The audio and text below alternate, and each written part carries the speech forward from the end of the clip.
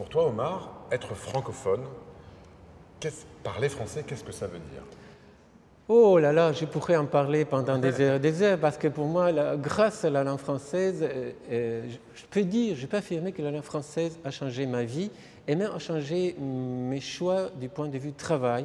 Parce que quand j'ai passé mon concours ici en 1973, c'est-à-dire la langue française était la langue vraiment obligatoire et mon niveau de français grâce à la langue française et grâce au lycée était vraiment très très fort. Il y avait une dictée en français et puis je devais parler en français et là c'était, si tu veux, très très important. J'étais très jeune à ce moment-là et puis petit à petit j'ai commencé tout mon parcours, dirais-je, du ministère et les postes que j'ai pu obtenir, c'est grâce justement à la langue française. Alors, probablement, je peux dire que la langue française est devenue utilitaire pour moi. Mais aussi, ça c'est un point sur lequel je voudrais vraiment que j'aime remarquer, c'est-à-dire, grâce à cette langue, j'ai ce poste, ce travail.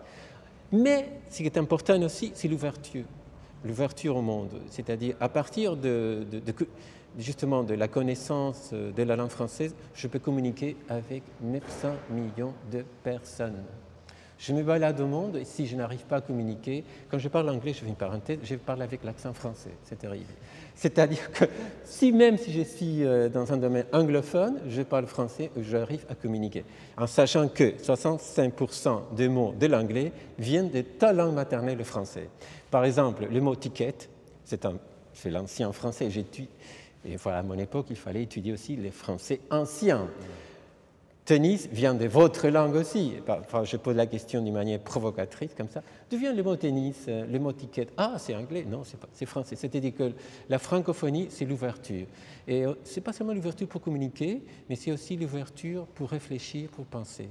Voilà, je regarde généralement tous les matins TV5 Monde, d'autres émissions francophones, les émissions aussi du domaine africain. Et là, c'est la capacité de lire, décrypter tous les jours le monde à présent. Voilà.